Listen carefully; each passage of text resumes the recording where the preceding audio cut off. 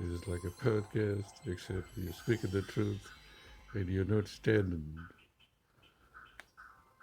A podcast, that's what you do, standing. So that's the word, root word podcast. So speaking the truth in a safe space for going off on tangents. With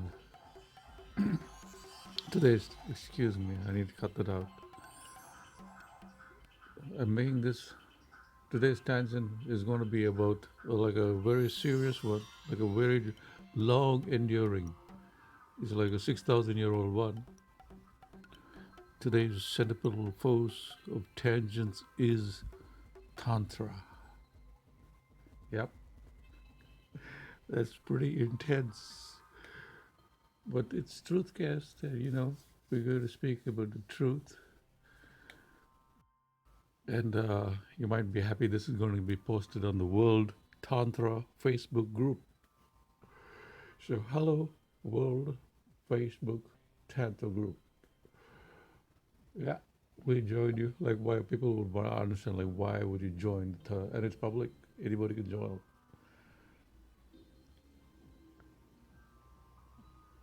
We need one because I've. First of all, let me ask: what is the status of your enlightenment in tantric terms? People have all kind of beliefs, they all kind of fears and superstition. The best part of tantra is nobody is an expert. Nobody knows the real truth because if they did, they would be enlightened. So that's a good starting, kicking off point, diving off point of the plank into the swimming pool of Tantra. But yet people claim a whole lot that they do know a whole lot. Well, if you do, then you have to practice and prove. Prove. You have to have the proof, isn't it? The proof has to be. The practice is in the enlightenment. That is the goal of Tantra, I would say. Enlightenment. Being an enlightened person.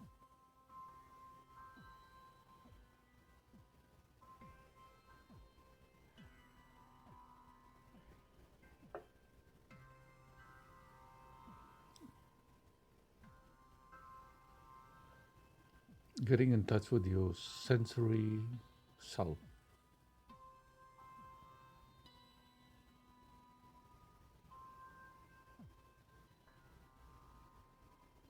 Because sensation is electricity. So too.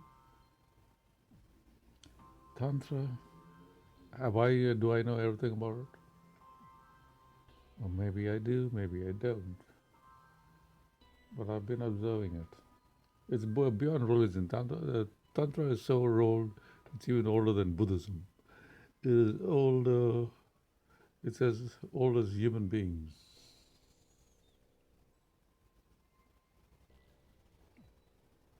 It involves the fundamental force of reproduction, fundamental force of life.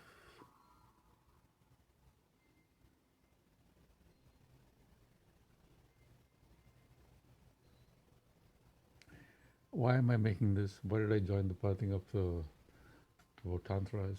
Oh, also, maybe I'm going to hashtag this one as the real love guru. Yeah, don't you have in Mr. Mick Wise? Mick Wise is from Scarborough, Ontario, Canada. I am from the other side, like the West End.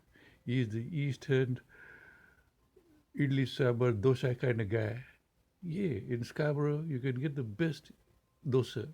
Masala dosa, onion dosa, idli, sambar, anything atom you can get. That's the kind of McMahon guy is. But I'm from the Western.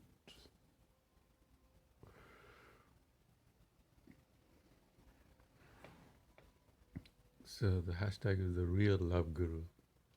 Because it's, Whether we like it or not, sex has become a very integral, important part of our existence. And a lot of,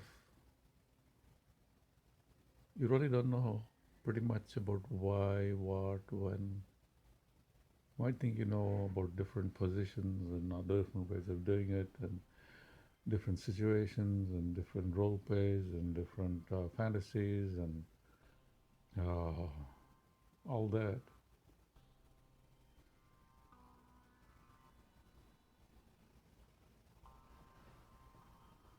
But in the end, you really don't know why you do it, or do you?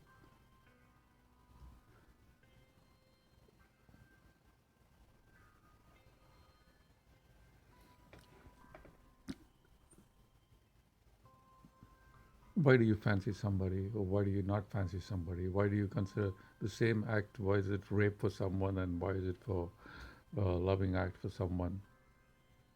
Call and give me the love. What is the difference?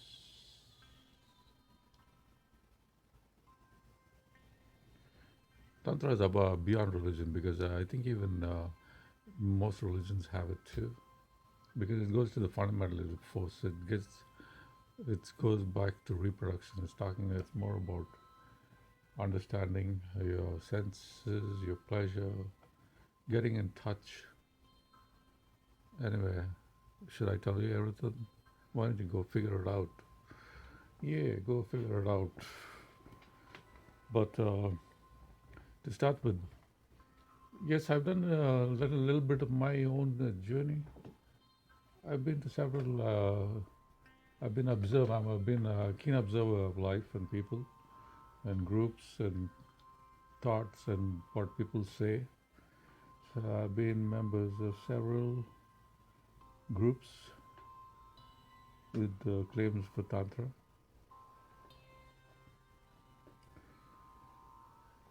Everything is wonderful, especially the chocolate. The chocolate is like exceptionally wonderful. Like it's like exquisite chocolate.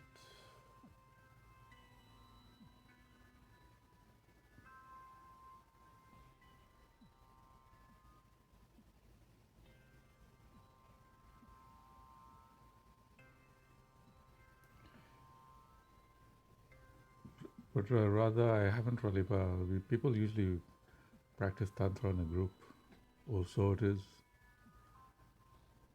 It's usually only possible in large places, like in metropolitans or larger places where there are more practitioners. But in little communities, there's none. So I really haven't been practicing by anywhere, which has been wonderful, because some of the fine, real, ancient, before Tantra is so old, it was before Buddhism, and some of the practitioners of Tantra were like entombed in caves, and there's still a few. It's called the Himalaya Man. Yeah, the local 5 community called me the Himalaya Man. You know, the Himalaya Man. Like he has everything. Yeah, everything.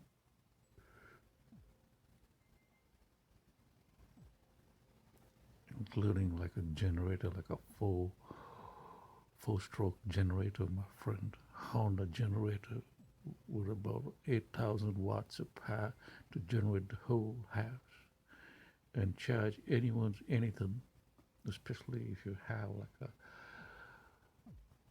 poor electric vehicle. So,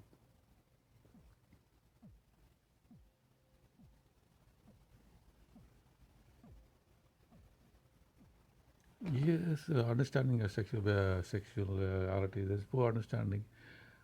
There's a whole lot of shame in understanding, talking about sex. That's why this is on tangents. Tangents were very hard topics, like topics that you really can't express yourself clearly and articulate yourself in a clear fashion with a whole lot of accentuations on crucial, tedious matters.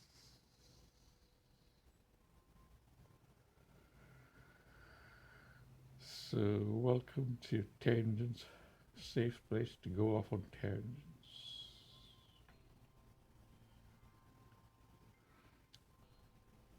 Since this is posted in Tantra, but you might get if you're following me on Facebook or any on social media, you might get a few posts. The thing that seemed what I noticed in past tantric groups and all such, suddenly it becomes like once it crosses a certain boundary, it becomes like too explicit, and then it becomes like too much and too much, and it's totally become like there's nothing but plain hard.